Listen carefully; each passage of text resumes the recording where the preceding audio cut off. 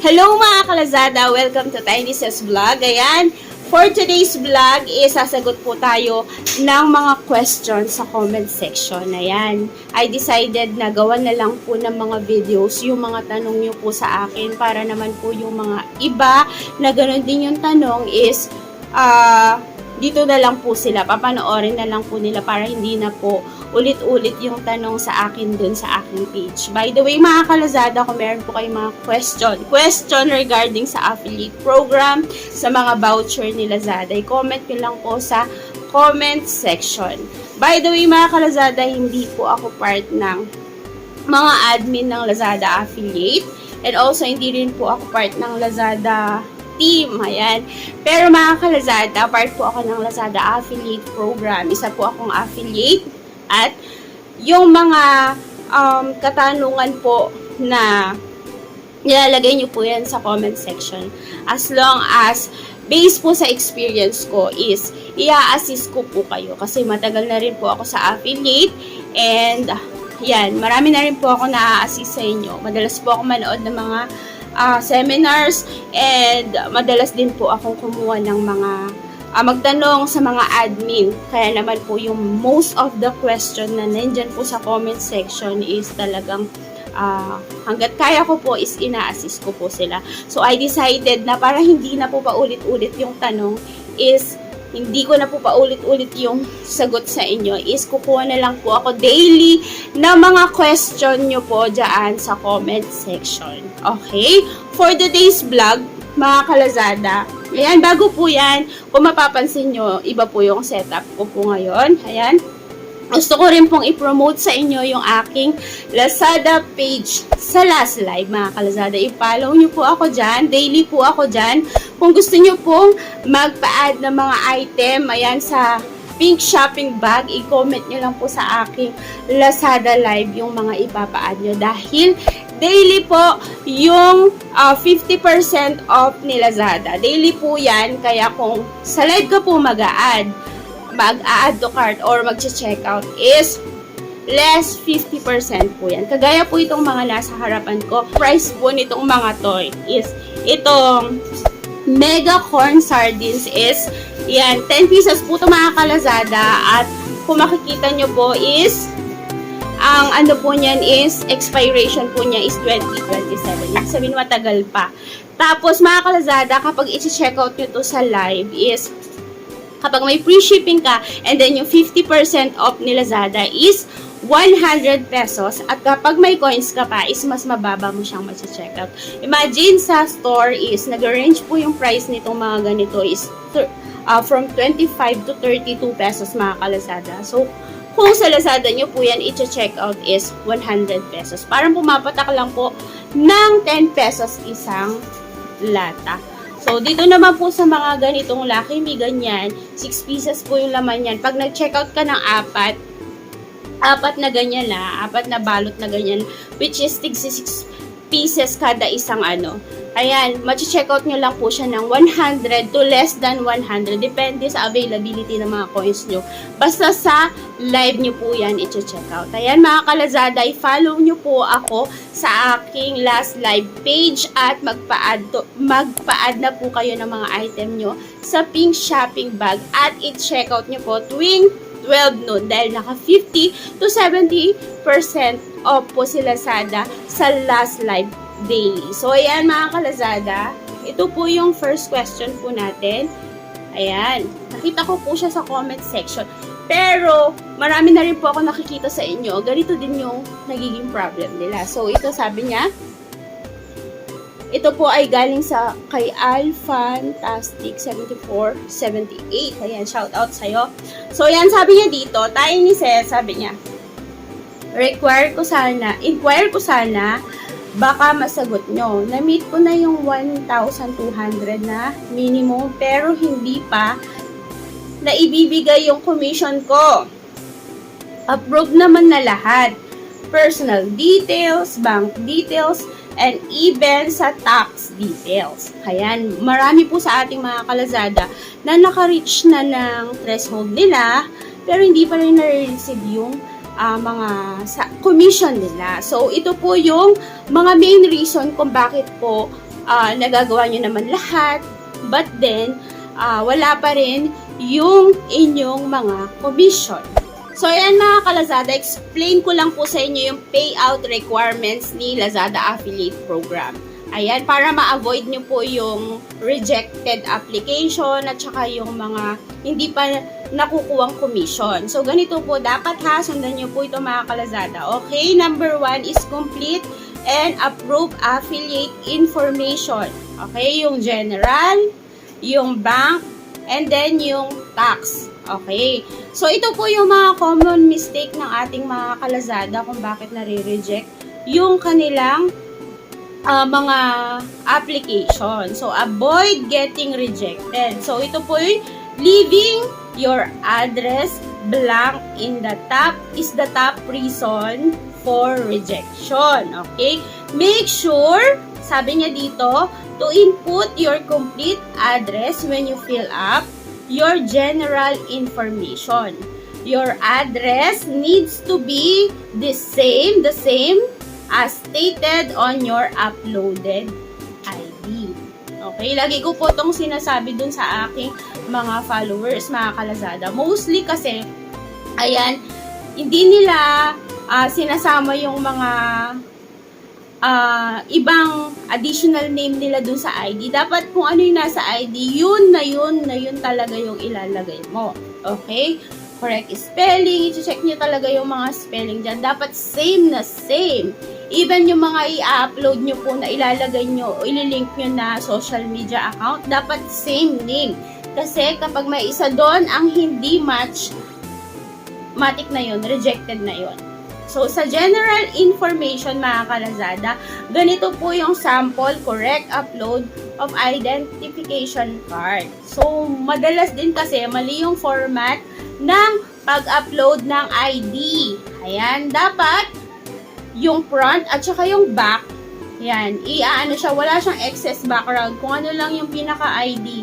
Kagaya sa ganyan, no? Ganyan lang po talaga siya. Yan lang po yung accepted nila na quality. Okay, ganyan na ganyan po dapat yung pag-upload nyo. Lagay ko po sa description box ko po yung link ng list of bank para ma-check nyo po doon kung available ba yung bank nyo. Kasi marami pong nagtatanong sa akin, ma'am, available ba yung ganitong bank? Yan. Para hindi na kayo ma-confuse doon sa mga banko nyo is ilalagay ko po yung link ng list of bank sa aking description box. I-check nyo na lang po yun. So, ito po, ganito po yung accepted bank documents. Okay? Ito lang po siya, mga ka-Lazada. Yan. Online banking. Tapos, bank statement. Okay?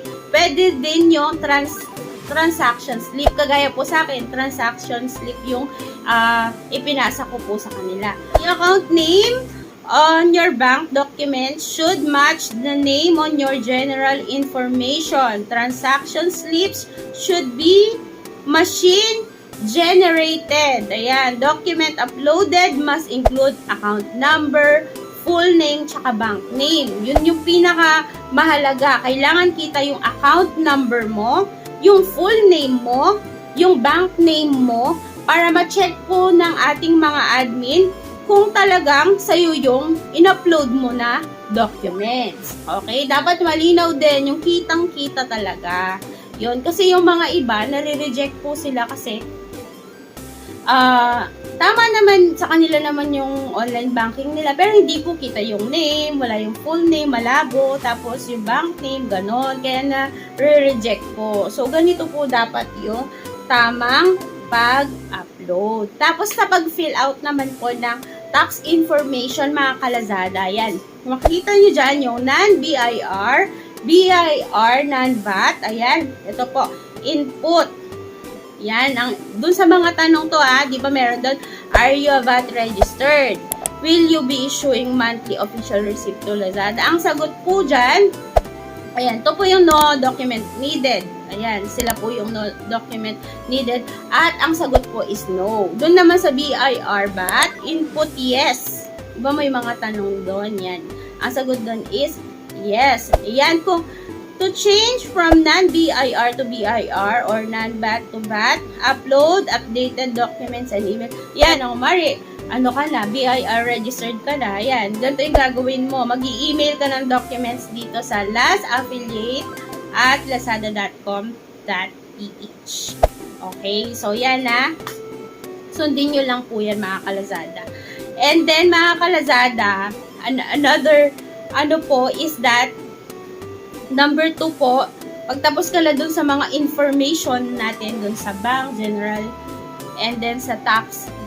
Number 2 is submission of payout option form and sign affiliate agreement form. Ito po, meron po ako na-assist dito sa aking page, mga kalazada, nasa 80,000 yung kinukuha niya. Ayan, sabi niya, approve na daw siya sa lahat. Ayan. Bakit hindi pa daw nila nakukuha yung sahod nila? Totoo to dun sa mga past videos ko. So, kailangan magsasubmit ka ng agreement form. Ayan, dahil wala na nga po tayong agency, kailangan mo mag-submit ng agreement form. Isa-sign mo yon. Meron din po akong tutorial nun kung kailangan nyo po ng assistance sa pag-fill out ng agreement form.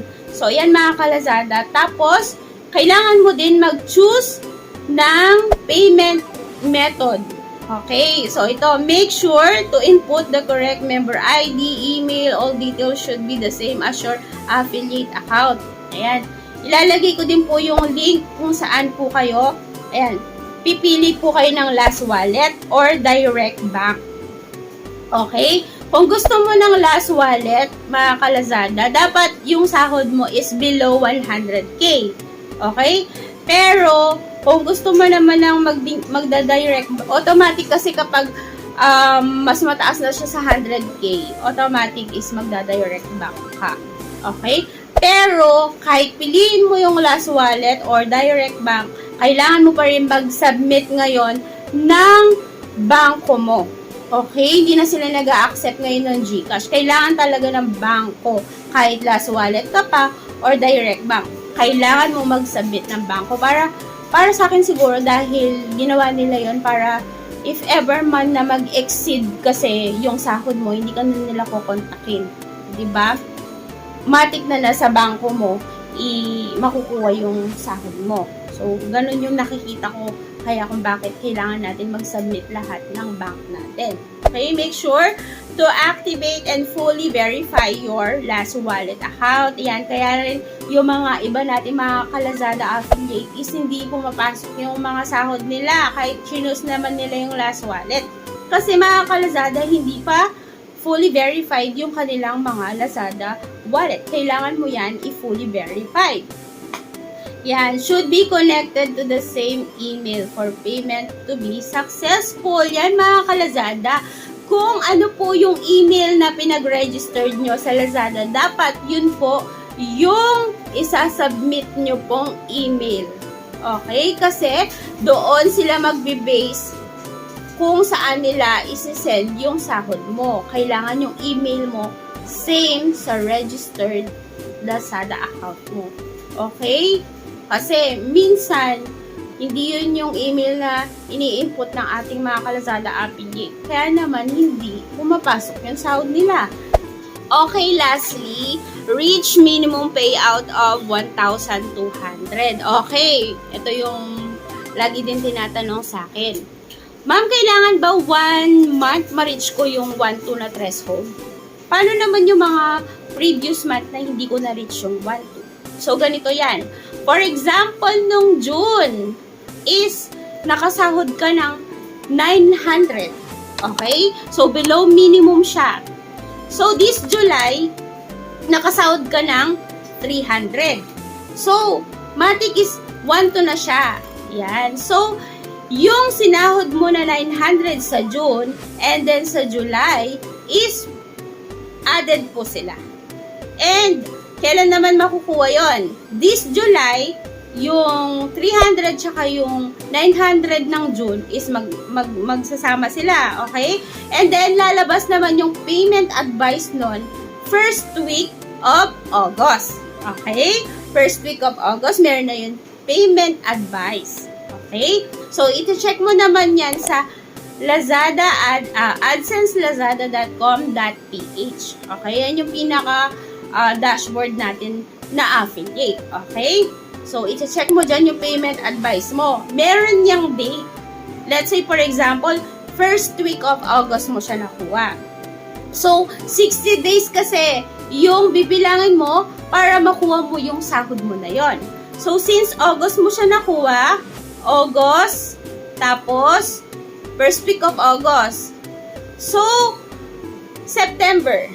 Okay? Last Friday of September, makukuha mo na yung sahod mo. So, ganun po siya. Kasi before kasi, kailangan ma-reach mo muna yung 1,200 within a month, ha? Pero, before yon. Pero ngayon, pag na-reach mo na yung 1,200 mo, it doesn't matter kung dati mo pa yun nasahod. Okay? As long as ma-reach mo yung 1,200 mo, added yun. Okay? Pagsasama-samahin yun. Okay? So, hindi mo na kailangan ma-reach ng within a month yung 1,200. Ayan. Kung meron ka naman mga dati pang sahod, i-add yun. At pag na-reach nun yung 1,200, pwede mo na siyang makuha. So, kailangan lang 60 days yung aantayin mo once na nakita mo na yung payment advice mo. So, ganun po siya mga kalazada. And kapag na-complete mo na yon, yung 1, 2, 3, yan, makukuha mo na po yung sahod mo. Kailangan mo lang hintayin at saka i-check mo kung tama po yung mga ginawa mo. Okay? So, balikan natin ha. Number 1, yan, complete and approve affiliate information, general, bank, at saka tax. Okay? Tapos, number 2, submit mo yung agreement form mo at saka mag-ship ka ng payment option. Okay? Mag-choose ka ng payment option. Ito nga po yung Lazada Wallet and then yung direct bank. And then, i-reach mo yung minimum na threshold na 1,200. So, yun lang po yung tanging paraan para makuha mo yung mga commission mo. Ayan, kung magtatanong ka kung bakit hindi mo pa nakukuha yung commission mo, nagawa mo naman lahat. Ayan, i-double check nyo po yung mga requirements ni Lazada na nabanggit po dito sa video na ito. So, that's it. I hope na-explain ko po ng maayos sa inyo. Kung meron pa po kayong mga question, ayan, i-comment nyo lang po sa baba or mag-reach out po kayo sa page ko. Kapag hindi po ako busy, sumasagot po ako doon. And then, yung mga makukulit doon na paulit-ulit, I'm sorry pero ginagawan ko na lang po ng video para po mas maintindihan po nila. So, that's it for today's video. Have a great day. Bye! I know you're waiting till the morning comes, my bed. I just wanna be alone to feel free tonight. Told you so many times, don't wanna look back. Do I break your heart? What I feel inside, it burns me out. Each she wonder how I leave you. There's no this my love.